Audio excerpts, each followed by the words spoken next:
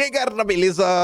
Como é que vocês estão? Meus amigos, hoje é dia de dossiê não histórico, porque a gente vai ficar muito, no entorno dos dias atuais. Se bem que a gente vai fazer assim, uma viagem em torno aí de 10, 15 anos atrás, relembrar algumas coisinhas do barulho. Na verdade, também tem coisa que a gente vai ter que viajar para 1993, mas não dá pra falar que é dossiê histórico. Por mais que a gente também vai falar da Biblioteca Nacional, enfim. Já deu pra perceber que vamos falar da UCEI de novo. Mostrar algumas coisinhas que rolaram ao longo do dia de ontem, revelações não só no Brasil, como ao redor do mundo, contra líderes de direita e ações contra líderes de direita que parecem muito algumas ações que eles fazem contra Bolsonaro. No meio dessa história, aparece um veículo de comunicação que não tem como não falar do Lula ao falar dele, e não é a Globo, veja só. Aí vamos falar também sobre algumas coisinhas que estão rolando no Departamento de Estado e falar sobre Bolsonaro 2026. E o que é que tem a ver Bolsonaro 2026 com o Alceide? É porque o Mike Benz lá falou que se não fosse Alceide, Bolsonaro ainda era presidente? Não, não é isso, é outra coisa. Quero falar da inelegibilidade de Bolsonaro, alguns caminhos aí que estão sendo colocados na mesa, relembrar algumas coisinhas, só que, tem muito mais coisa pra gente falar nesse dossiê que eu não tô lembrando agora. Temos que começar nosso vídeo com a notícia triste. Um membro da tropa abatido, meu Deus, demitido. A gente vai falar sobre isso rapidinho, não tem como não fazer essa breve cobertura, só que eu quero começar com 3 noticiazinhas bem rápidas. A primeira: Itaú Unibanco lucra 41,4 bilhões em 2024 e anuncia dividendos. Um aumento. O Itaú não para de crescer. Ele só não corta os juros. O que é que o Jean está se referindo? Ao companheiro Lula. Lula cortar álcool, leite, açúcar em nova dieta. Aí o Castonão comenta: o sujeito não pode mais beber, comer doce, nem sequer tomar leite. Só trabalha 4 horas por dia, não atende ninguém, nem tem mais voz para falar. Como é que um sujeito desse pode ser candidato de novo? Para fazer os bancos felizes mais uma vez. Olha essa notícia aqui de 2006. Da época que o Silvio Navarro trabalhava na Folha de São Paulo, junto com o Zanin. O Zanin tá lá até hoje. Setor bancário deu maior doação à campanha de Lula. Após o lucro recorde, bancos doam 10,5 milhões a petista, mesmo valor que para Alckmin. Você vê como são as coisas? Você vê o que é o verdadeiro Teatro das Tesouras? Quando esse pessoal com papel, ganhando o novo Teatro das Tesouras. Isso aqui é o Teatro das Tesouras, irmão. Tá colocando dinheiro nos dois lados, porque você sabe que não importa quem ganhe, é a mesma turma. E você vê, pro Lula e pro Alckmin. Quem é o vice do Lula é o Alckmin, Então, realmente, quando se fala de Teatro das Tesouras, é uma coisa que existiu. Não é uma coisa aí que inventaram agora, estão tentando encaixar uma nova narrativa para desgastar a principal liderança na direita no Brasil, a turma intergaláctica. Mas enfim, aí a Soraya lembra. 29 de setembro de 2006. Veja como são as coisas, Aí o Lula, que não corta os juros, no país que os bancos só fazem lucrar, tivemos algumas perdas. Primeiro, antes de falar da tropa, máximo respeito aos que não se dobram. 2 colegas jornalistas profissionais extremamente competentes foram demitidos de veículos da mídia governista depois de convidarem críticos do governo, incluindo eu, para seus programas. Qual o crime? Darem espaço ao debate no momento em que o executivo atacava brutalmente pessoas idosas e com deficiência em situação de extrema pobreza, beneficiárias do BPC. Diziam que só perderiam benefício os fraudadores. Mentira das mais sujas que já vi, e fui um dos primeiros a denunciar. O preço para esses jornalistas foi alto. A mão de ferro do poder pesou contra eles. No fim, a lealdade ao dinheiro e aos interesses dos donos dos canais valeu mais do que o compromisso com a verdade. Nesses tempos, falar o que precisa ser dito cobra o seu preço. O que eu queria que você abstraísse disso daqui. Foram 2 jornalistas de canais de esquerda mesmo, para valer, canal governista, 100% Lula das ideias. Os caras foram demitidos por abrir espaço para pessoas de esquerda que acham que o que estava sendo feito contra o BPC, o corte no BPC, do arroz do salário mínimo, era errado. Então, se você se depara com alguém de esquerda e você quer expressar por que você não gosta do governo Lula, tente entender o que é que toca o coração dessa pessoa. Você chegar pro cara e falar que o Lula é um comunista, isso não muda nada. Na verdade, até soa com música para os ouvidos dele. Tente entender o que está diante de você, sabe? Não seja aquele cara que tem um parafuso e você tá usando um martelo. Até vai, né? Vai quebrar ali a trilha do parafuso, mas é capaz de entrar. Pior seria se fosse um prego e você tá com a chave de fenda, né? Que aí realmente seria bem difícil. Talvez você pegasse o cabo da chave de fenda, batesse, vai que conseguisse colocar o prego na madeira. Mas enfim, pega a visão sobre isso. Veja onde é que machuca. Veja o que é que dói no coração da esquerda lulista, dos petistas no Brasil. E aí, quem foi que foi abatido na tropa? Foi exatamente o companheiro Decache. Acredito. Dia triste, né? Mas a tropa segue incomodando e eu tenho certeza que o Decache vai dar a volta por cima. Não há perseguição na bancada parlamentar do PSOL. O companheiro Decache, assessor econômico do PSOL, é demitido por suas críticas à política econômica do governo. Quem que votou para demitir o Decache? O Boulos, junto com Henrique Vieira, lá o pastor, Thalia Petroni, Erika Hilton, Célia Chacriabá, Tarcísio Mota e o Ivan Valente, aquele que estava reclamando da Alceide, reclamando que estavam fechando a Alceide. Olha aí, ó. O companheiro Decache realizou um bom combate. Piadas à parte, realmente, viu? Não é piada, não, gente. Falando sério mesmo. Esse cara aí, mas bateu encaixado no governo Lula. Bateu, repetiu, falou um absurdo que tá acontecendo. Não se dobrou. Nesse lado, ele tá ao lado do mais pobre. Ficou realmente assim ao lado do BPZ. Falou, cara, o que o Lula tá fazendo não é porque você é de esquerda que você pode apoiar uma porcaria dessa. Pagou com cargo. Isso é o lulismo no Brasil. Isso é o lulismo no Brasil. Aí eu vejo aqui os comentários. Leandro Fontes. Toda a solidariedade ao brilhante economista marxista Decache, que por 8 votos a 5 foi demitido da assessoria do PSOL na Câmara dos Deputados por fazer críticas à esquerda às diretrizes neoliberais do governo Lula, a demissão de viés autoritário e subserviente à orientação governista, aí coloca lá os votos da mesma pessoa, e eu fiquei até de cara. Ainda até a Sâmia Bonfim, rapaz, todo mundo não acredita. Como é que vocês deixaram isso acontecer? Esse episódio escancara a domesticação do campo majoritário ao governo e ao lulopetismo. Mas para isso, atacam a democracia interna, violam o estatuto, perseguem opiniões críticas. Não à toa essa mesma maioria, liderada por Boulos, vergonhosamente ocultou a passagem dos 20 anos de fundação do PSOL. Vai pintando um clima gostoso do lado de lá, viu? A tropa está incomodando. Companheiro Nildorix, Decache foi demitido hoje da condição de assessor parlamentar. Não me surpreende. O pessoal não passa de um puxadinho do PT e lambibotas do Lula. Decache é um keynesiano, mas nem isso é possível nessa esquerda liberal. O governo petucano é da classe dominante. Você vê como são as coisas, né? O Nildorix está falando assim, ó, ele nem é tão comunista assim na economia. Ele ainda é um keynesiano. Mas nem isso mais pode existir no entorno. Aí, pra gente encerrar esse breve diálogo, que eu achei interessante, né? O Castanon bota a notícia, aí eu falo, rapaz, se tivesse puxado o tapete por disputa eleitoral e por espaço, até dava pra entender. Mas foram pra cima dele por expor os cortes de Lula e Haddad contra o PPC. O lulismo não mudou, mas hoje mais pessoas enxergam o que ele é, enxergam o que é o lulismo. Aí veio o perfil chamado Malbatarran. Achei curioso, ele fez a pergunta pro Castanhon. Mas a pergunta que permanece, Castanhon, é: se você soubesse que o governo stalináceo seria assim, você teria votado em Bolsonaro no segundo turno?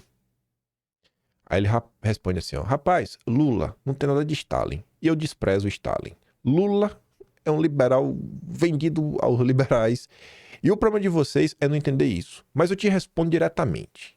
Eu não votei no segundo turno de 2022, mas, sabendo o que eu sei hoje, talvez eu voltasse. Para bom entendedor, minha palavra basta. Gente, o Castanhon, ele segue ainda, creio eu, filiado ao PDT. O partido, inclusive, quer proibir Bolsonaro de aparecer nas pesquisas. Não sei, por um cara assim, dar uma resposta dessa em público, eu acho que ele anda muito chateado com os rumos do Brasil. Então, é o que eu falo para vocês. A gente está diante de um cenário que se o Brasil for um país normal, é impossível o Lula vencer em 2026. É impossível. Impossível. Acho que não é a primeira pessoa que eu mostro para vocês que não tá na direita, né? Que tá em setores aí diversos da esquerda. Que assim, né? Rapaz, no escurinho, sem ninguém ver, é 22 e confirma. É 22 e confirma. O cenário tá aí, tá posto à mesa. O cenário tá aí, tá posto à mesa. A direita, ela precisa avançar nesses votos que ela ainda não tem. Se pá pegar fica de união da direita, que união da direita, bicho? União da direita, que é a união da direita, a turma aí que tá pedindo a união da direita porque tá aprontando e não quer ser criticada, para de atrapalhar, para de ficar desgastando a imagem de Bolsonaro e procura falar com setores que ainda enxergam no Lula algum tipo de opção viável para o país. Mas enfim, boa sorte ao companheiro Decache. Sei, você não ficará desamparado. Estaremos juntos na luta contra Lula em 2026. Quero ver como é que vai ser, viu? Eu fiquei até com medo quando ele falou da demissão. Eu falei, eita, rapaz, será que vão impedir o companheiro Ruizão de se participar lá no Brasil 247, rapaz, na sexta-feira? Tô até preocupado, viu? Tô até preocupado. Quero ver se o Ruizão vai falar do Decache. Enfim, piadas à parte, vamos começar. Gente, olha que lindo isso daqui. Esse grande grupo de guerreiros da liberdade, mão pra cima, punho cerrado, camisa do Che da vara, né? Aí tá aqui, ó, o Sage. Olha só, né? E essa? Imagina o que é que tá atrás desse quadrado azul. E o que é que tá debaixo do braço desse cidadão aqui, né? Que eu coloquei um quadrado azul. Tá parecendo até que fazendo L, né? Que caso, parecendo. Não está fazendo, óbvio, né? Mas só achei engraçado aqui a posição da mão é o Sage, né? Esse que acabou, né, a Guerra Fria e o maior financiador do socialismo no mundo se tornou os Estados Unidos, pois os comunistas perderam o poder e migraram para os Estados Unidos para conseguir financiamento da maior potência econômica do mundo através de deep state de lá, né? Tá sendo irônico, mas não tá de todo errado. E aí, né, sai mais e mais revelações sobre a questão da USAID e vejam só. Quem que estava recebendo uma ajuda financeira? Nosso companheiro Klaus Schwab. Klaus Boca de Mosquito. Mais de 68 milhões de dólares ao Fórum Econômico Mundial. Me explica aí, velho. Pra quê? Pra que esse dinheiro? Pra que esse dinheiro? Aí olha que curioso, né? Klaus Schwab. A gente já abordou essa matéria algumas vezes, explicando a trajetória de vida dele. O Klaus é uma cria, é a fusão, né, dos seus três grandes mentores são o Henry Kissinger, o Herman Kahn e a CIA. Que bota que é praticamente a mesma coisa. Na verdade é o John Kenneth Galbraith. Enfim, segundo esses três caras estariam por trás do Klaus Schwab. Eu não vou entrar nessa matéria, a gente já comentou sobre ela algumas vezes em alguns dossiês históricos, mas tá lá.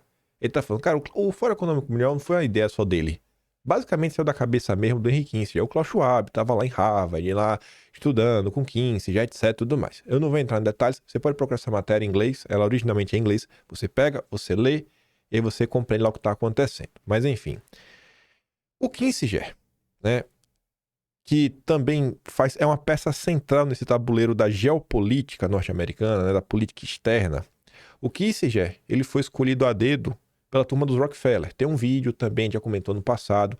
Então, foi o David, foi o Nelson Rockefeller que falou, não, a gente viu esse cara numa palestra, falou, pô, esse cara é bom, vamos investir nesse cara. E essa matéria também comentava como o Council of Foreign Relations tem um papel central em todo esse processo, inclusive no Klaus Schwab e no Fórum Econômico Mundial. Enfim, se liga nisso. Investimento, redes de investimento de impacto global, né? Se expande a expansão, a colaboração da Omidyar Network, que é do Pierre Omidyar, que financia uma galera através da Luminate. Inclusive, aquela turminha que gosta de censurar no Brasil, né? Que cobrar que os anunciantes deixem de anunciar. Um grupo aí que, junto ao Felipe Neto, aparece aí nas matérias aí falando que recebia dinheiro da USAID. Enfim, o Omidyar financia essa turma toda. Então, o Omidyar, o USAID e a Fundação Rockefeller apoiam aí o crescimento do campo de investimento de impacto, Você vê a parceria, né? Quem tá junto. Só que os Rockefeller sempre no meio da confusão. E aí, por que eu coloquei isso, né? A Paula tá falando assim, ó. Para quem está interessado em como a Alceide faz lavagem de intenções através de ONGs, jornalistas, universidades, lembre que o Intercept foi lançado pela parceria Omidyar Glenn. E olha aqui os amigos, Glenn, Omidyar e Alceide Rockefeller. Entendeu a volta do Lula? No terceiro episódio do nosso dossiê histórico da semana passada, semana retrasada, né? Nem lembro, né? Semana retrasada, eu acho. Enfim. A gente comentava sobre isso daqui, né? O René Dreyfus, que tem uma... comentava muito sobre o que estava acontecendo no Brasil naquele período, comentava sobre o mundo também. E ele fazia toda uma retrospectiva histórica para mostrar que no final do dia, quem mandou, e mandou por muito tempo, na política externa norte-americana, foram os Rockefeller. Aí você fala, pô, a Alceide faz parte da política externa, atuou no Brasil também nos anos 60, a gente já fala disso. A Alceide que ajuda o Fórum Econômico Mundial, que o Klaus Schwab, querendo ou não, é uma cria dos Rockefeller, que os Rockefeller mandam nessa porcaria toda. Então você vê que assim, aquele ciclo que segue se repetindo, até os dias atuais, como tá aqui a Paula mostrando, né? Aqui, mais uma vez, os Rockefeller com o Alceide, o mesmo processo e o mundo não muda. Aí tava ali. As ligações com a comunidade de inteligência dos Estados Unidos também eram muito fortes, como foi confirmado pelo caso da CIA, né? Desde a sua criação em 47, a direção da CIA esteve principalmente nas mãos de um membro destacado do CFR, como exemplificado pelas nomeações do Allen Dulles. E John McCone, Richard Helms, William Colby, George Bush, todos eles membros do CFR. O CFR tem sido há muito tempo o principal constituinte da CIA na América Pública. Quando a CIA precisava de frentes adequadas para esconder suas empresas de fachada ou para outra assistência especial, muitas vezes recorreu aos membros do conselho. É um padrão da CIA usar, né, coisas de fachada, como a própria Alceide. Aí quando você volta para o passado, isso aqui eu não vou me aprofundar, mas eu falo para vocês, isto é real. Se você pegar que seja a própria CPI do IPES e BAD, os documentos lá, notas taquigráficas, se debateu sobre isso ao longo da CPI. Aliança para o Progresso. É um projeto que começou na era Kennedy. O Lincoln Gordon já falou sobre isso também. A Alceide, né, Agência de Ajuda Externa dos Estados Unidos, sob mira de Trump, apoiou a ditadura no Brasil. Na verdade, o período pré. Na verdade, também teve o pós-acordo Mac-Alceide. Durante o governo Jango, a Alceide foi usada como uma ferramenta para tentar domesticar o governo de Jango, seja de forma direta ou indireta. Uma das formas mais significativas dessa atuação indireta foi o fortalecimento de governadores da oposição com o objetivo de restringir as ambições políticas do governo federal. Esse caminho foi a Aliança para o Progresso. Era um caminho para ajudar, né, a alcançar o progresso. Um dos governadores que mais recebeu foi o da Guanabara. Isso aí tem bastante... Você acha mesmo na questão da CPI, que foi o Carlos Lacerda. Enfim, Loureiro cita como exemplo o Carlos Lacerda, grande opositor de Jango, e líder no recebimento de recursos provenientes da Alceide para programas de impacto no Estado. Então, cara, não necessariamente tem que dar um golpe de Estado. Bota dinheiro na mão desse cara, que esse cara fazer umas obras e ficar mais popular, e assim a gente, né, alça ele ao poder.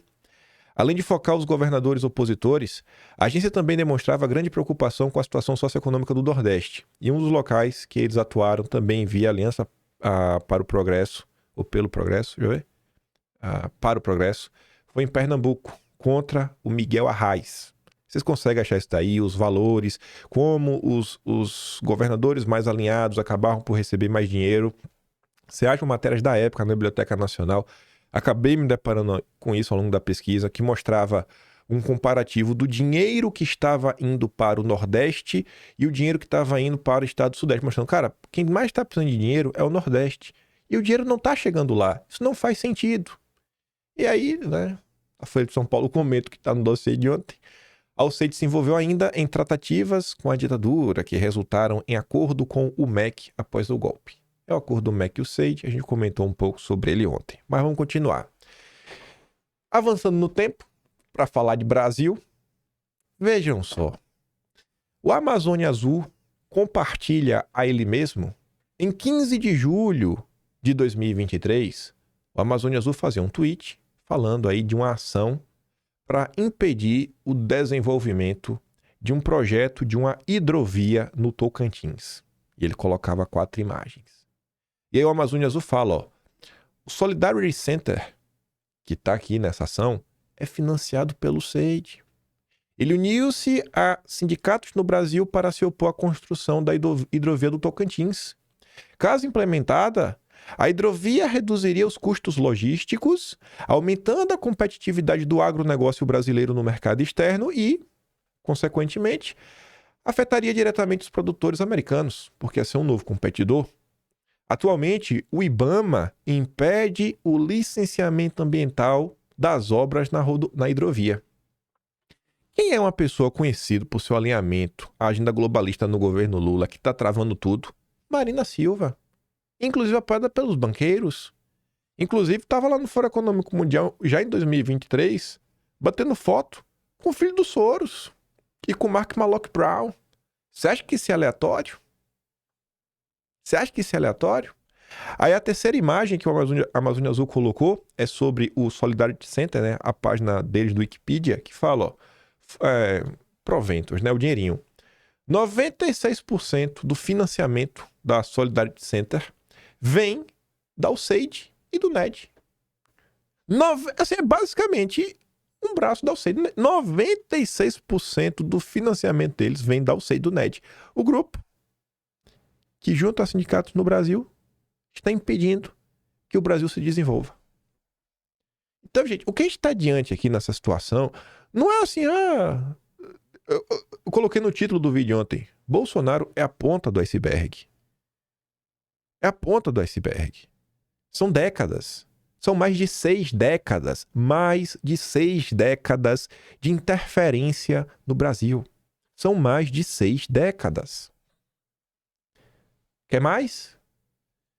Isso aqui vai ser um buraco sem fundo. Estou impressionado.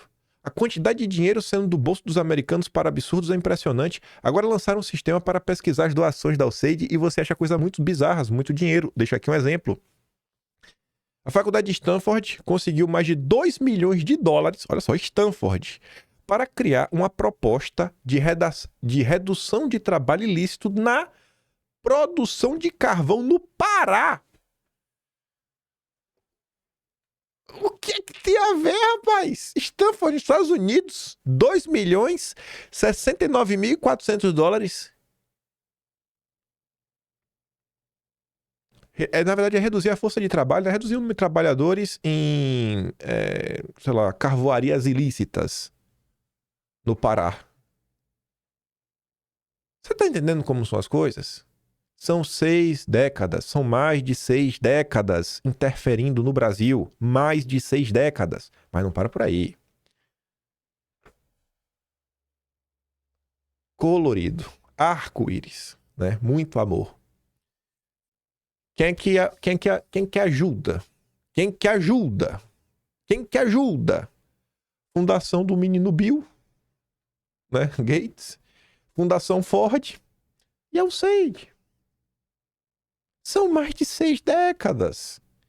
Não é só a questão da censura. É muito mais amplo. Por isso que eu tô falando, o time da coisa, assim, é perfeito. Muito bacana. Acho que tinha que botar pra frente a CPI, mas tem que, assim, gente, uma CPI, ela investiga. Ela é importante. Mas, além de investigar, você tem que fazer algo concreto. É a terceira vez que aparece o time. A primeira vez que esse time apareceu foi no Twitter Files, em abril de 2024. Segunda vez foi quando o Twitter foi suspenso. Em agosto, início de setembro. Essa é a terceira vez que a gente está num time que a questão da soberania nacional entra na mesa. No momento que o Lula está enfraquecido. No momento que teve a mudança das mesas. Temos um projeto para limitar a entrada de dinheiro internacional no Brasil. É a terceira vez. Não desperdicem, deputados. Pelo amor de nosso bom Deus. Pelo bem do Brasil. Pelo bem do Brasil. São mais de 6 décadas. Aqui está falando só da USAID, porque o Brasil é alvo de cobiça há mais de 500 anos. Aí Bolsonaro comenta. O governo do Trump vem revelando há dias a gigantesca máquina de moer que o governo anterior utilizava para direcionar o suado dinheiro do pagador de impostos americano, ao patrocínio de ditaduras e a destruição de democracias em nome da falácia de mediação do Estado Democrático de Direito e imposição de maléficas agendas globais em outras nações. Ainda há muito a ser desmascarado em todo esse imbróglio da USAID. E aqui, até pode discordar, gente, para mostrar que eu não concordo com 100%, não é o governo anterior. São mais de 6 décadas. Gente, eu acho que a gente também está diante de uma oportunidade de parar com esse romantismo e entender que o Brasil não tem amigos. Não tem amigos. No campo internacional, ninguém é amigo de ninguém. São tudo interesses. Tudo é um jogo de interesses. Sabe? Essa ideia... você pode até achar que o soviético era a pior coisa do mundo e que os Estados Unidos estavam lutando contra eles, mas isso não faz dos Estados Unidos mocinho em nada. Você acha que a administração do Kennedy foi boazinha? Ele interferiu no Brasil. Olha o que a gente viu lá atrás. Quem veio antes? Eisenhower, que nomeou Dulles. Que foi toda essa brincadeira boba. Cria aí o CFR, depois também dos Rockefeller, muito bonzinho. O Lyndon Johnson, que veio depois. O Jimmy Carter. Né? Toda essa cultura progressista, o woke, que vem forte ali já no governo dele. O Bush pai, Bush filho. O Bush pai, inclusive, né? Tinha vínculo com o Rockefeller. Pelo amor de Deus. Bill Clinton. Obama! Esses são os mocinhos? Esses são os mocinhos? Não, pô. Pelo amor de Deus. Eu me recuso a achar que essa gente é mocinha. Beleza, lá, né? Impediram aí o comunismo. Não, ok. Isso não faz de vocês mocinhos. O Brasil é o Brasil. A gente tem que olhar pro nosso território, pro país e falar o que é melhor pro Brasil. E acabar. Olhar a situação assim de forma mais fria. O Brasil não tem assim, aliados. Pode ter aliados momentâneos. Tem que pensar o Brasil, sabe, grande. E o que fazer nesse momento? Se hoje, graças a Deus, o Trump aí tá cortando esse dinheiro, o que é que garante? Que daqui a 10 anos, daqui a 20 anos, algo similar não pode voltar a acontecer. Então tem que proteger o Brasil agora. Aproveita o timing da coisa. Aí, se liga. Bolsonaro era visto como Trump tropical pelo USAID. Ou seja, algo ruim, né? Eu acho que o USAID não gosta do Trump, até porque ele cortou o dinheiro do USAID agora. Quem também era mal visto pela turma da USAID era o Orbán. Olha que coincidência. E olha o que o Orbán disse. Então, aparentemente, a USAID financiou o veículo de imprensa ultraprogressista político em Bruxelas. E basicamente toda a mídia de esquerda na Hungria, sob a administração anterior dos Estados Unidos. E eles me chamaram de disruptor do ano. Acredito que o mundo tem uma dívida de gratidão com o Trump por descobrir e pôr fim a essa conspiração obscura. Esse veículo político, ele já apareceu no contexto brasileiro e até falando do Orbán também. Vamos relembrar isso? Era abril de 2023. Só que eu esqueci que tinha isso daqui, né? Nenhum funcionário da Político recebeu pagamento ontem. A primeira vez que a empresa perdeu um período de pagamento. Isso é uma crise. Agora ficamos sabendo que a Político, uma empresa de notícias, que passou os últimos 10 anos tentando destruir o movimento MAGA, estava sendo financiada maciçamente pelo SAID. Trump e Elon Musk eliminaram seu financiamento. Agora, a empresa vai falir. Mas vamos lá. Abril de 2023. Companheiro André Coríbico, publicou a nota, né? E na época a gente prestou atenção, falei, gente, isso aqui é importante. Falei por diversas vezes. O Coríbico, ele deu notoriedade a uma matéria que foi publicada no Político, site aí, né, que fala mal do Orbán, fala mal da direita, que foi escrita pelo Alexander Burns. E não era qualquer matéria. A gente já se referiu a essa matéria diversas vezes, e eu acho que agora ela vai ter um peso maior na cabeça de vocês. Foi uma matéria onde o Alexander Burns, jornalista do Político, ele pôde conversar cara a cara, face to face, com as pessoas que encontraram o Lula, quando o Lula foi visitar o amigo Biden em fevereiro de 2023. Olha qual era a manchete do Coríbico. A rede de influência planejada de Lula com os democratas dos Estados Unidos servirá aos interesses liberais globalistas. O que é que ele falava, né? Vamos olhar logo a matéria original. Tá ali, ó. O plano de Lula, uma batalha global contra o trumpismo. Inspirados pelo presidente do Brasil, os americanos de esquerda consideram-se devem combinar a direita internacional com um movimento próprio. Deve ser combater, né? A situação tá ruim. Aí, olha as preocupações, né? Desinformação nas redes sociais permaneceram vulneráveis a figuras como Donald Trump e Jair Bolsonaro. A esquerda precisava construir sua própria rede transnacional. Diz que Lula quer mobilizar forças de esquerda contra a rede internacional de pessoas em movimento de direita. E aí foram vários políticos que se encontraram com o Lula e falaram lá com Alexander Burns, né? Um veículo favorável à esquerda, divulgando aí qual o plano que a esquerda deveria colocar em prática no mundo para combater os extremistas. Aí tava ali, ó, líderes de extrema-direita como Trump e Bolsonaro nas Américas procuraram e encontraram companheiros de viagens de linha dura europeia, como a Le Pen, o Orbán. Não existiu nenhum clube comparável na esquerda na visão de Lula. Era hora disso mudar. Olha o político. Olha o político. Curioso, né? É o tipo de matéria que a galera fica publicando. Tu já pensou nisso? Tu já pensou? Tu acha que tem realmente algum tipo de... Assim, gente, ainda que tenha... Vamos começar o seguinte. Tem um grupo de WhatsApp. Trump, Bolsonaro, Orbán, todo mundo. Tu já viu eles propondo alguma coisa a nível mundial? Porque essa turma aqui tá propondo uma aliança para combater as fake news. E você vê que o Lula tenta levar à frente, né, um processo de regulação das redes a nível internacional. Ligou pro companheiro Macron, vamos fazer isso, né? Que agora o companheiro Biden não pode fazer mais. E tudo indica que não vai sair do papel, né? A teta secou, o dinheiro acabou. Será que esses movimentos do Lula são aleatórios? Será que Lula é o vassalo do Biden? Será que Lula ele serve ao Foro de São Paulo? Ou será que essa versão Lula 3.0 é um Lula que tem um enfoque muito maior numa agenda globalista? E a direita precisa se atualizar um pouquinho e não ficar presa àquelas mesmas histórias de 20 anos atrás, como se tudo fosse imutável. Mas vamos continuar.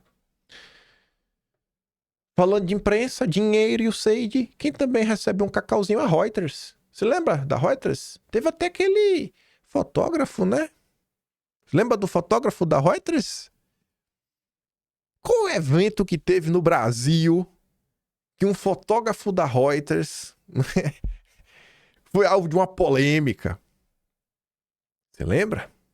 E, não sei, né? Logo depois que o ano de 2022 virou...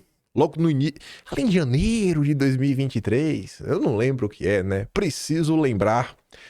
Eu sei que a Paula fala assim, né? As revelações sobre Alceide mostram como aconteceu a mágica em que jornais, médicos, universidades especialistas, influenciadores falavam a mesma coisa em uníssono, sem nenhuma dissonância. O que Trump está fazendo até agora, e se assim continuar, é a derrubada do consenso. Né? Construção empresa, indústria, a indústria do consenso. E aí esse meme acho que define tudo, né? Fechar o Seide é ruim para nossos lucros. Todo mundo pensa igual, né? Curiosamente, né? Então, basicamente, financiamos toda a máquina de propaganda da mídia esquerdista. Aí Tsui coloca, né? Ao Seide resumido em uma única frase. Tá entendendo? Você está entendendo? Tá entendendo, irmão? Meu avô gosta dessa palavra. Tá me entendendo? Tô entendendo. Aqui é só um breve aviso pro Lula, né? Momento aviso. Atenção. Não comparecerei à cúpula do G20 em Joanesburgo. A África do Sul está fazendo coisas muito ruins, expropriando propriedade privada, usando o G20 para promover solidariedade, igualdade, sustentabilidade, em outras palavras, DEI e mudança climática. Meu trabalho é promover os interesses nacionais dos Estados Unidos, não desperdiçar o dinheiro dos contribuintes ou promover o anti-americanismo. Ou seja, Lula... Marco Rubio está avisando para você que a COP30 não conte com ele. Ele já saiu do acordo de paz, irmão. Não conte com ele. Vá lacrar com o Macron. Voltamos à programação. Começou a se discutir, né? Desde o fim da eleição para a presidência da Câmara e do Senado, modificações. Quem sabe uma modificação na lei de ficha limpa para reduzir de 8 para 2 anos o período de inelegibilidade por crimes eleitorais, o que colocaria Bolsonaro de volta na pista em 2026. E aí nossos liberais brasileiros já começaram a reclamar. Tem que comemorar a destruição da lei da ficha limpa também? Aí O Rodney fala assim, ó, irmão, a lei da ficha limpa nasceu com um propósito bem intencionado, de afastar da política nacional agentes condenados por crimes contra a administração pública, peculato, lavagem de dinheiro, corrupção passiva, fraudes, etc. A época de sua promulgação foi vista, com toda razão, como a vitória da democracia. A pergunta que se deve fazer é: a lei cumpriu esses objetivos? A lei, de fato, afastou da administração pública políticos corruptos? Ela impediu que gente que foi presa por desvios de conduta assumisse cargos públicos? Ela acabou com as dinastias corruptas dos coronéis do Norte-Nordeste? Ou ela apenas tem sido instrumentalizada pelo judiciário para perseguir políticos não alinhados? Essa lei, apesar de bem intencionada, com a hipertrofia do judiciário atual, não serviu para absolutamente nada, a não ser tirar das decisões, das eleições, candidatos que os senhores juízes não gostam. Será que o judiciário deveria ter esse poder de escolher quem pode e quem não pode participar do processo democrático? Não é melhor deixar, bicho, deixa o povo escolher o que o povo quiser, né? Sei lá. Enfim. Aí, rapaz, o antagonista tá virado no Jiraya, obviamente, né? O antagonista deveria fazer sentido para todo mundo. O Pedro Cerise, que é dono do antagonista, também tá reclamando. Aí tá ali, né? Patriotas do amor, bolsonaristas querem fim da ficha limpa. Aí quem que endossa a crítica? Transparência Internacional. O ataque à lei da ficha limpa, articulado por bolsonaristas, terá amplo e ecumênico apoio no Congresso. Direita e esquerda se unirão mais uma vez contra a criminalização da política. Polarização é método para distrair a sociedade da corrupção e da impunidade. E aí, 2025, ainda que tenha muita gente dormindo, já tem muita gente aí que tá desperto. Moura Lima deu logo na caixa dos peitos. Avisa a imprensa. Transparência Internacional e o SEID sediarão mesa redonda com agentes de mudança anticorrupção. Confia na Transparência Internacional, né? Uma ONG nada suspeita. E aqui? Não basta o SEID. Ó a NED também, ó. Ó a NED. Por falar em ficha limpa, no quintal dos outros, seria bom dar uma olhada em suas próprias parcerias. O povo tá ligeiro. O povo tá ligeiro em relação à Transparência Internacional, né? Enfim. Se eu parasse por aqui, a turminha que adora uma crítica construtiva, os intergalácticos, ia falar, você está falando isso só para passar pano para o minto, para aquele frouxonaro. Pois bem, né? Guarde isso daí na mente. Guarde a crítica construtiva de vocês na mente de vocês. Me dá 10 minutos. Eu tava passando isso no Twitter, e aí eu vi a Carta Capital publicar essa matéria. É o Marlon Reis, um dos idealizadores da Lei da Ficha Limpa. Projeto para reabilitar Bolsonaro em 2026 é um grave retrocesso, né? E aí eu fui dar um bisu no histórico disso, como é que essa lei, né, nasce, cresce, ganha apoio. E depois eu pergunto umas coisas pro ChatGPT. O projeto que deu origem à Lei da Ficha Limpa foi capitaneado pelo Movimento de Combate à Corrupção Eleitoral, então liderado pelo Marlon Reis. Antes dessa lei, gente, já tinha inelegibilidade, mas durava apenas 3 anos. Aí passou para 8. Vejam só, né, como são as coisas. Aí eu falei, cara, deixa eu entender um pouco mais. Aí eu fui lá perguntar, ChatGPT, me tira a dúvida aí. De onde é que surgiu a ideia da lei de ficha limpa no Brasil e no mundo? Qual é a relação dessas pessoas com Soros? Eu já tinha suspeita, né? Então já fui na veia. A ideia da lei da ficha limpa no Brasil surgiu a partir de movimentos da sociedade civil voltados para combater a corrupção e melhorar a qualidade dos representantes eleitos. A proposta ganhou força com a campanha liderada pelo Movimento de Combate à Corrupção Eleitoral, MCCE. Exatamente ali, né? Movimento de Combate à Corrupção Eleitoral. Então, realmente, o Marlon Reis, o ChatGPT tá certo. A ideia de barrar candidatos com histórico de corrupção não surgiu isoladamente no Brasil. Em muitos casos, essas iniciativas foram impulsionadas por organizações globalistas e ONGs ligadas à defesa da democracia e do Estado de Direito. Gente, você vê que globalista não está entre aspas. Eu não sei o que aconteceu. Eu não mandei nenhuma pergunta antes dessa não, juro pra vocês. Eu não sei se... não vou abrir agora o chat, não. Eu não mandei uma pergunta antes, pra falar assim, não, vou treinar pra ele ficar meio irônico.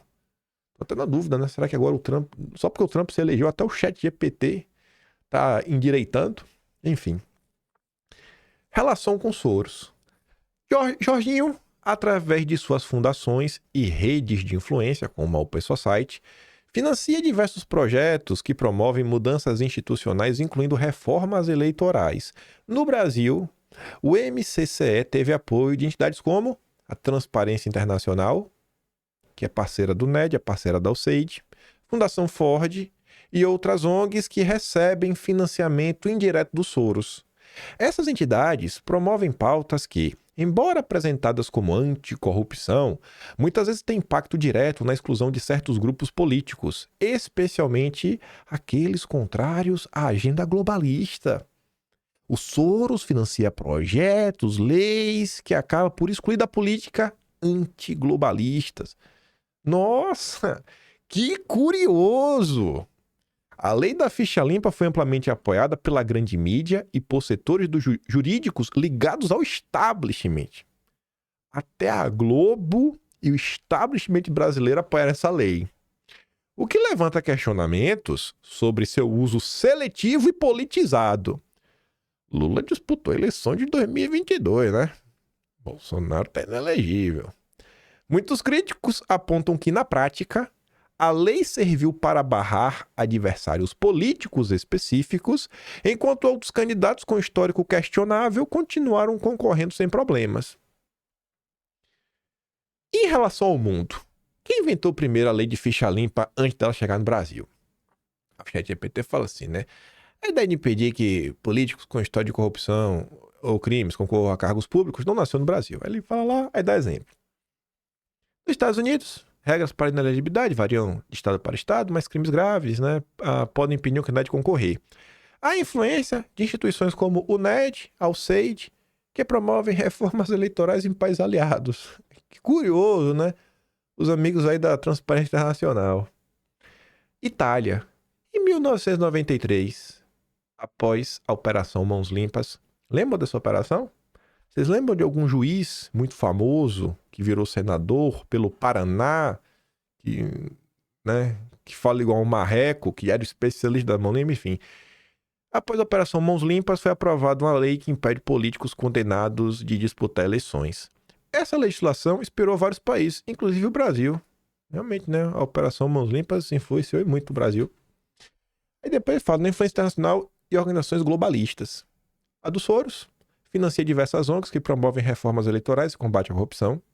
Transparência Internacional, ligado ao Open Society, e que atua globalmente no monitoramento da corrupção. O NED, financiado pelo governo dos Estados Unidos, promove o fortalecimento democrático em vários países. O SAID financia programas de governança e combate à corrupção em diversas nações.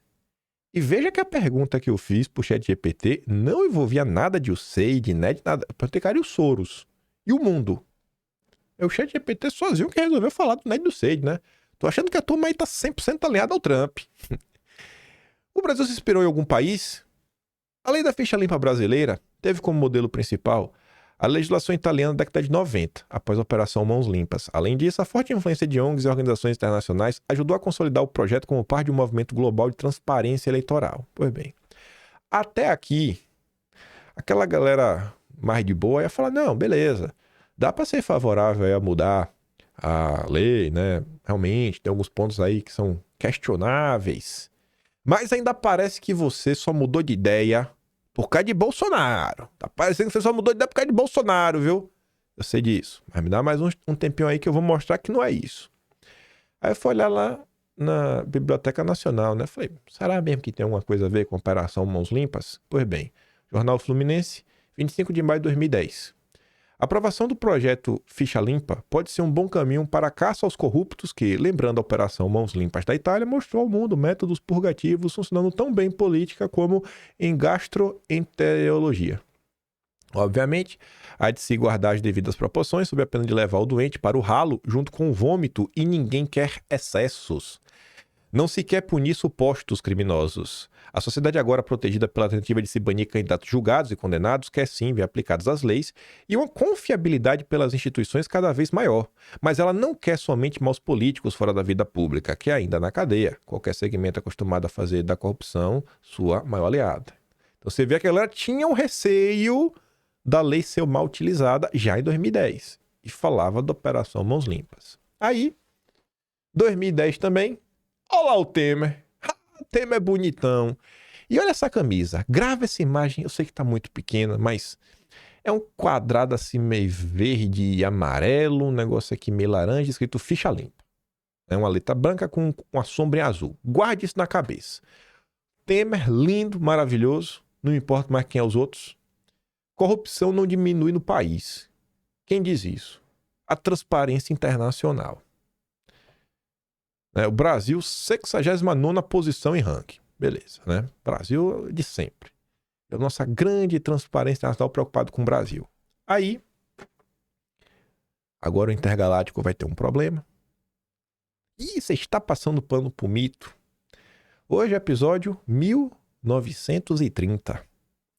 No 1864, quando não tinha ninguém discutindo sobre lei da ficha limpa, quando não era assunto, nós estávamos lá, Dossiê Nossas. Nossas é aquele grupo lá, né, que ajudou a criar o site do Sleep Giants. Então, até ajudou a criar o Sleep Giants, vai saber. Pois bem, nesse dossiê, olha essa imagem aqui, ó. O quadrado é azul, né, um negocinho meio laranja, que deve ser, na verdade, uma mulher, né? Deve ser exatamente a mulher.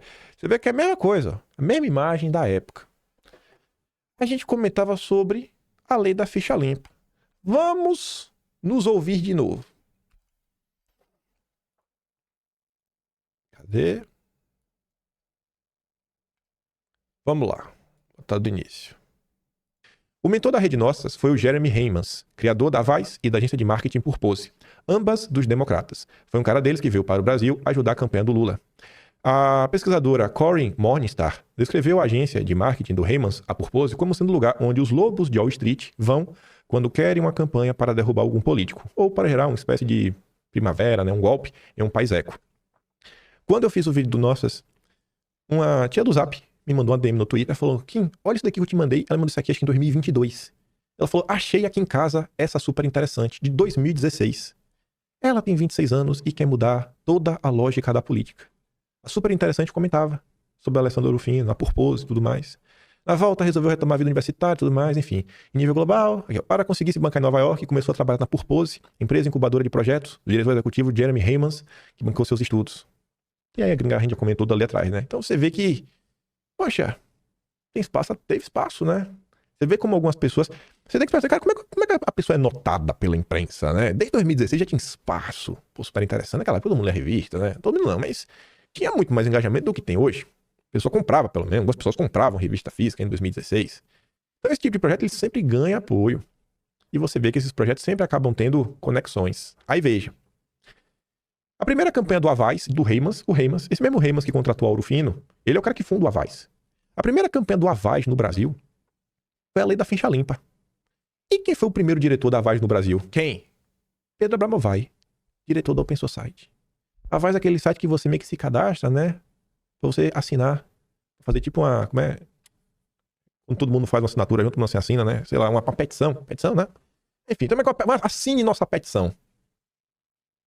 Tá vendo? O problema é de você colocar os seus dados em qualquer site, aí o que a gente comenta no primeiro vídeo começa a voltar, né? Eu gosto de vídeo assim, vai indo e vindo e tudo se conecta. Pedro Abramovay, rapaz, você vê que é do interesse do Soros, a lei da ficha limpa. Que, querendo ou não, né? Abre brecha para barrar políticos indesejáveis. Enfim, ela tá RT no que ela fala do Nossas. Aí, quando ela falou isso daqui de ficha limpa, e você vê, pô, Pedro Abramovay, Soros, e tudo que tá rolando, aí eu lembrei do quê? Em um dossiê de 1999, está se falando ali da Transparência Internacional. Deixa eu ver se eu dei zoom. Dei zoom. O setor de inteligência do Brasil, estava de bizu aí na turma do Lourenço, do Ener, né, que é o Solidariedade Ibero-Americana, ali falando do Algor, né, tudo mais. Aí lá, bastante, ele fala o seguinte: a Transparência Internacional tem entre seus principais financiadores o mega especulador Jorge Soros, e seus funcionários são em grande número egressos dos quadros do FMI e do Banco Mundial. Se os países vacilam em cumprir esses acordos, são rotulados como corruptos. Se não fizer o que você é corrupto, você é isso, você é aquilo. E começa uma narrativa internacional, né? Se você vai contra os interesses globalistas, vamos colocar assim, não fizeram isso com o Orbán, né? O disruptor do ano, com o Bolsonaro, com o Trump. Salve Lorenzo, o terror da Alceide. E aí eu fico de cara, velho. Você pega, sei lá, o PH Vox. O PH Vox adora me difamar. E porque eu gosto do Lourenço Carrasco, eu gosto do PH Vox. O que é que eu posso fazer? Continue me xingando, direita duguinista, que eu tô aí, né, manipulando pessoas. Salve o Lourenço Carrasco. Se não fosse ele, irmão, esse dossiê não existia lá. Tá aqui, ó, do início do dossiê, irmão. Aqui, ó.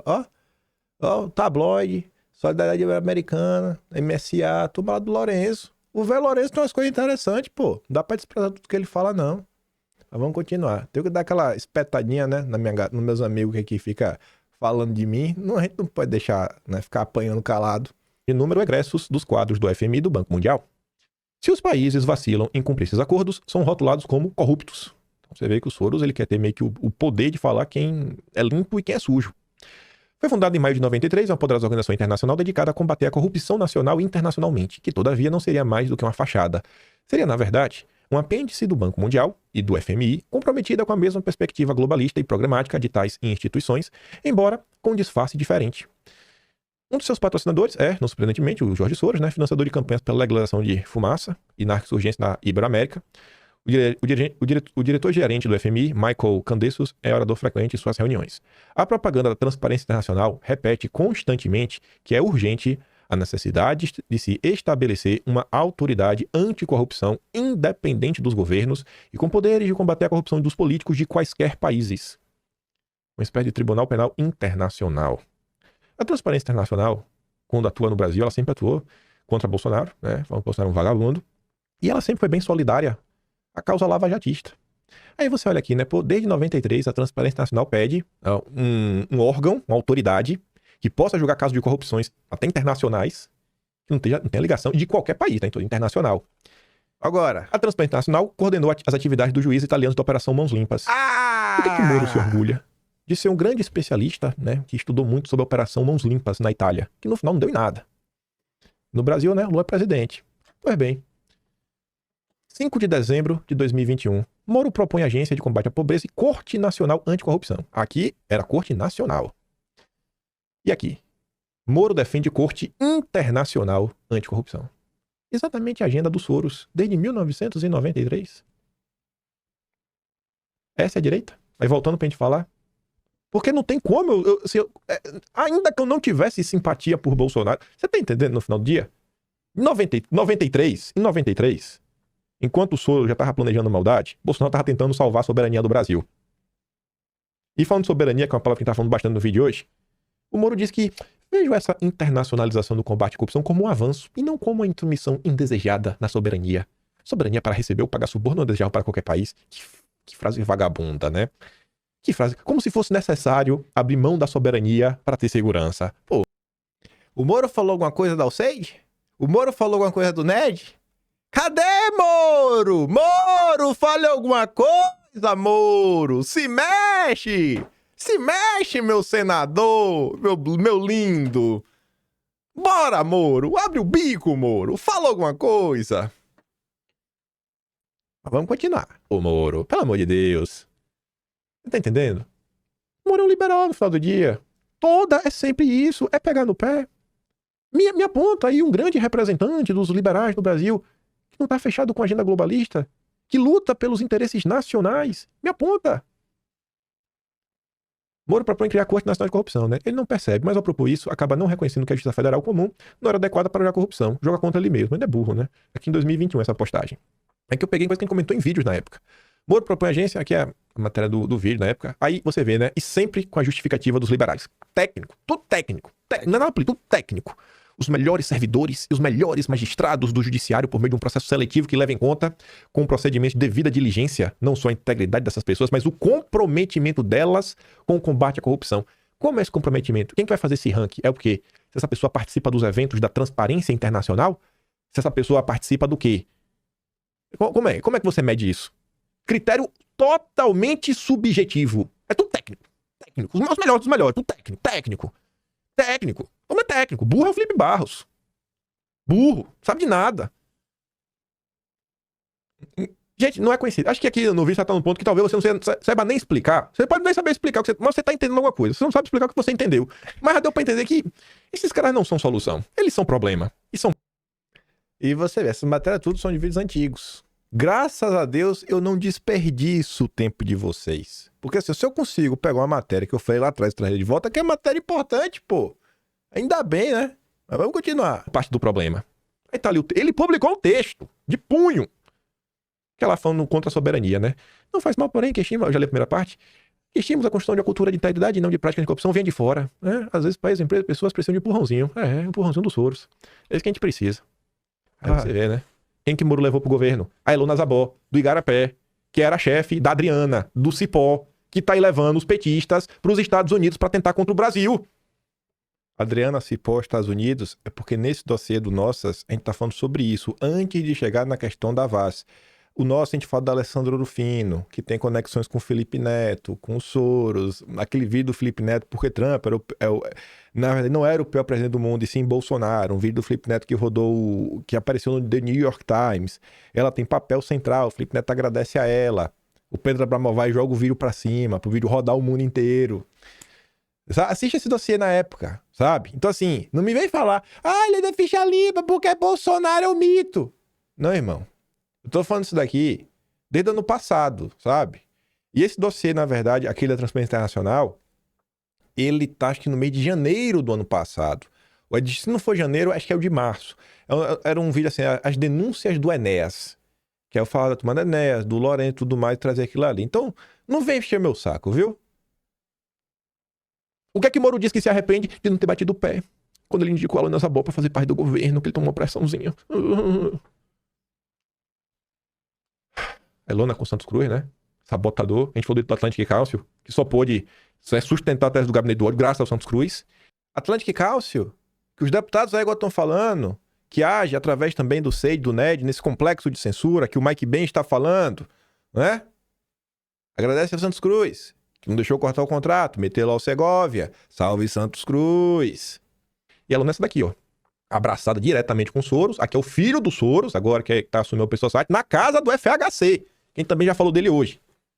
Talvez você não consiga explicar, mas você já sentiu que tem algo errado acontecendo. Pois é. Não é possível que não deu pra ver que tem uma coisa errada acontecendo. Mas vamos voltar, que tem mais. Quando você recebe uma mensagem de alguém te convidando para uma aula sobre perseguição contra a direita, que é na lição de moral, né? Patsuki, por exemplo, e automaticamente relembra fatos anteriores que foram os responsáveis pelo cenário que vivemos. De verdade. A minha barreira com Deltan Dallagnol tem base. Não se trata apenas de um simples não gostar de alguém. A Atsuki coloca ali, né? Transparência Internacional, junto com a USAID, e coloca outras coisas. 10 de março de 2021, essa matéria aqui do Conju. Deltan e Transparência Internacional queriam influenciadores de esquerda. Deltinha e Bruno Brandão, diretor da TI, queriam conquistar influenciadores de esquerda para impulsionar projetos da Lava Jato. Em seguida, o diretor da TI diz que quem pretende influenciar? Se ganharmos a CNBB, esquerda religiosa, Pedro Abramovay, o homem dos Soros, João Moreira Salles, publisher da revista Piauí, Sakamoto, e alguns professores da USP, criaremos um campo de influência para baixar a resistência da esquerda. Temos que fazer esse pessoal referendar o pacote como impactante e principalmente democrático. Muito democrático, né, Deltan? E Deltan não falou nada da USAID, rapaz. Nenhum tweet do Deltan Dallagnol, nosso youtuber. Faz 3 vídeos no dia, não consegue falar. Fala, Deltan! Fala, Deltan! Trump deu um golpe no Deltan Dallagnol. Deltan vai fingir que nunca teve relação com a Transparência Internacional. Nunca! Só que não para por aí, né? Fevereiro de 2024. Né, Delta? Vamos cá. Vamos cá. No mês de fevereiro de 2024, a gente fez um dossiê para falar da Transparência Internacional, né? Porque mandaram investigar e o Deltan achou um absurdo querendo investigar a Transparência Internacional. Vê só, por que Bolsonaro tá inelegível? por cada reunião com os embaixadores, né? ONG financiada por bilionário enviou dossiê contra Bolsonaro embaixadores. Que ONG? A ONG Transparência Internacional. Quem ajudou a criminalizar a opinião pública em relação a Bolsonaro? A ONG dos amigos do Deltan. Por isso que ele tá calado. E não para aí. A Transparência Internacional é aquela ONG globalista que queria uma cláusula anti-Bolsonaro no ranking de candidatos em 2018. A briga deles contra o PT não passa de disputa pelos corruptos de estimação. De um lado, a esquerda social-democrata, de outra, a petralhada. Aí tá aqui a notícia. Lava Jato debateu cláusula anti-Bolsonaro em ranking de candidatos em 2018. Deltan Dallagnol questionou Bruno Brandão sobre quando será lançado um ranking sobre candidatos ficha limpa. Aí tá aqui, né? Diálogos hackeados. Deltan debateu com o chefe, Bruno Brandão, né, um ranking de candidatos. O que é que seria essa cláusula? Quais seus critérios? Seja lá o que fosse, a mesma teria como objetivo de denegrir a imagem de alguns candidatos. A conversa começa logo cedo. 7h55, Mohalen os questiona. Qual seria essa cláusula democrática mesmo? Bruno Brandão responde. Aquela ideia de ter algum dispositivo anti-Bolsonaro, para que o filtro do passado limpo não sirva de plataforma para esses maníacos com ficha limpa, mas discurso de ódio. Ele pode não roubar. Bolsonaro não é ladrão, mas ele vai discurso de ódio. Vamos tratorar o Bolsonaro. Aí você vê, né? Tava lá, 31 de janeiro de 23. Sobre Bolsonaro, o Brasil termina estagnado na principal indicador de corrupção do mundo. A mesma até 2010. Olha o Deltan. 23 de janeiro de 2020. Primeiro ano do governo Bolsonaro. Tinha acabado o primeiro ano. O desmonte no combate à corrupção começou e o resultado se reflete na pior posição do Brasil na série histórica divulgada hoje pela Transparência Internacional. Tu quer me convencer que o Brasil de Bolsonaro em 2019 foi pior do que o Brasil de 2010? Do que o Brasil de 2018, de 2017, 2016. Foi pior do que o Brasil que viveu o ápice da Lava Jato, Deltan Dallagnol. Foi pior o Brasil de Bolsonaro. Como é que tu tem coragem de fazer isso, cara? A Transparência Internacional é clara sobre o motivo do fracasso do Brasil. O país sofreu retrocesso no arcabouço legal institucional de corrupção do país por força de ações do governo federal. A culpa é de Bolsonaro. A culpa é de Bolsonaro. Aí quem que financia? Open Society, Fundação Ford, Luminate, que é do Pierre Mediar, Gordon Betmore Foundation, WWF, e tem outros grupos aqui também. Curioso, né? Deltan e diretor de ONG combinavam notas públicas com teses lavajatistas. Você está dividindo a direita. É momento de união. Assim, pô. Acorda pra vida, cara. Isso aqui é só um grão de mostarda. Se você for pegar a questão, né, os erros da Lava Jato, e quando você entra na questão da fundação, de combater a corrupção, né, a Transparência Internacional temia não receber dinheiro de fundação lavajatista. Quando você entra nesse caso, aí você começa a analisar os diálogos todos, aí você vê o documento oficial do Ministério Público Federal assinado pelo Deltan Dallagnol, né, encabeça aqui o documento, e o que aqui está aqui, as discussões com o Bruno Brandão, para que esse dinheiro poderia ser utilizado e as diretrizes que meio que embasariam, cadê? Tá aqui no próximo capítulo. As diretrizes que embasariam essa fundação, aqui o documento oficial, é esse aqui, ó. Governança de recursos compensatórios em caso de corrupção. Aí quando você vê que quem ajuda a confeccionar esse documento é o Pedro Abramovay, né, aqui do Soros, a Ana Toni, atual secretária do Clima do Lula, ó, secretária ligada à ONG na mira de Toffoli, foi multada pelo Banco Central, Ana Toni.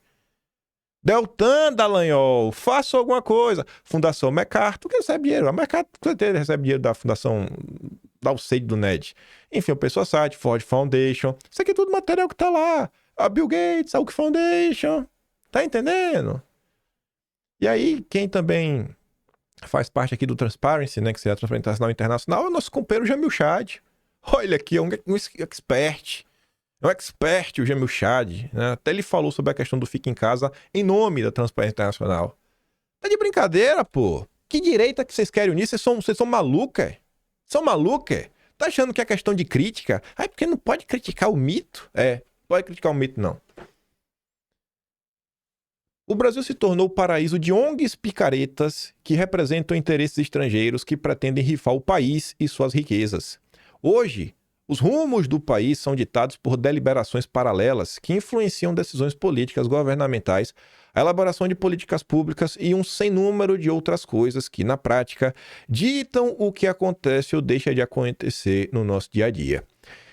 Em função disto, apresentamos o projeto de lei número 3.120/2024, que tornaria a persona não grata, ou seja, cuja presença se tornaria inaceitáveis em nosso município, entidades nacionais e estrangeiras que, disfarçadas de instituições socialmente preocupadas, agem dia e noite nas sombras para minar a soberania brasileira, entregar nossas riquezas a interesses estrangeiros e desestabilizar o ambiente sociopolítico brasileiro e de suas diversas regiões, com especial destaque recentemente para a região amazônica. Então, isso aqui em síntese. O projeto de lei a nível nacional, que o Felipe Barros aí protocola para tentar dar algum conserto nesse meio de campo, Carlos Bolsonaro tentou adaptar isso a nível local, a nível municipal, um quadro de pessoas não gratas. E essas pessoas não poderiam ter vínculos com a Prefeitura do Rio de Janeiro. Também proibiríamos no mesmo projeto que essas ONGs, a Open Society, o NED, o SEID, WWF, estabelecessem quaisquer tipos de vínculo à Prefeitura e Câmara do Rio. Infelizmente, esta foi mais uma iniciativa torpedeada pela CCJ da Câmara do Rio. Esperamos que agora, com a bancada mais robusta do PL e uma presença maior nas comissões da Câmara no Rio de Janeiro, possamos impedir que iniciativas como o PL 3.120/2024 naufraguem sem ver a luz do plenário. Pautas como esta precisam permear todas as casas legislativas do Brasil, para que todos saibam que ainda há gente defendendo a soberania dos brasileiros nesta terra. Tinha mais coisa para falar? Mas lógico que tem muito mais coisa. Tem o caso da Ambipar, que está acontecendo dia após dia, confusões no governo Lula. Tem o escândalo aí da Previ, do fundo de pensão, que também dá para puxar muita coisa que aconteceu em 2023. Mas esse assunto, né, não pode deixar morrer, até porque... Deixa eu ver, né? Já tá... Tem um tempinho, né, que esse assunto tá na imprensa. Vamos ver quantos dias mais isso vai passar na imprensa, né? Mas um tempinho aí eu acho que vai começar a crescer, vai ficar difícil de controlar e vai sair da bolha e vai começar a atingir mais setores, né? Esse assunto aí tudo que vai romper a barreira das 120 horas, dos 5 dias. Mas é isso. Olha o que tá aí na pista. Olha o que tá acontecendo. Sabe? Encara de frente o mundo. Encara o mundo de frente. Não tem uma visão romantizada sobre as coisas. Ou um apego bobo. Olha o que está acontecendo. Tente julgar as pessoas pelo que elas realmente são, pelo que elas fizeram. Será que alguém muda assim, do dia para a noite, sem sequer reconhecer o que aprontou, deixou de aprontar? E é isso. Eu fico por aqui. Se gosta do meu trabalhinho, quiser dar um pouco mais, passar no meu canal. Tem um Tony Valeu, tem um Patreon na descrição e tem um Atlas Brasileiro. kimpai.com.br, que como você já viu, né? Tá ficando difícil fazer um dossiê, falar coisas recentes, sem recorrer ao Atlas, né? Porque a história foi registrada lá, viu? E isso aí, se a gente tá fazendo links, só prova que o que tá lá tem alguma utilidade no debate público. Enfim, se puder dar aquela curtida compartilhada, fico feliz. Só tenho a vocês. E espero ver vocês aqui amanhã. Deixa aquele grande beijo, abraço, tamo juntos. Valeu, meus amigos. Fui!